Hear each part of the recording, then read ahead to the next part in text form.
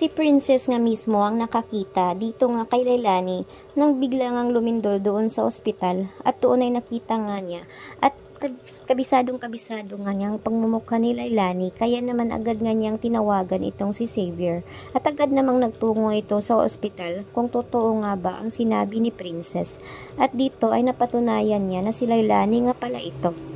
Kaya naman nagtaka nga itong si Xavier kung sino raw ang nagdala dito nga sa kanyang nanay, dahil nga ang akala nga niya ay hindi pa na ito na koma at gumaling na nga ito. Subalit ay nagulat nga siya dahil nakahiga pa rin itong si Leilani at hindi rin niya maisip kung ano nga ba ang nangyari sa kanyang ina at bakit ito nandoon at sino ang nagdala nito. Subalit ay sinabi na lang ni Princess sa kanya na mas mabuti na rin nakita na niya itong si Leilani na ligtas. Kaya ay naisipan nga nilang dalhin na lang ito sa bahay, itong si Leilani, upang doon na siguro malaman ang sitwasyon nito at matutukan naman ito ni Xavier.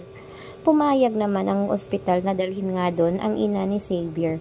Kaya naman ay didala nga nila ito. Subalit ay hindi papayag nga itong si Divina at maghahanap na naman siya ng paraan kung paano nga niya mapapatay ito ngang si Leilani.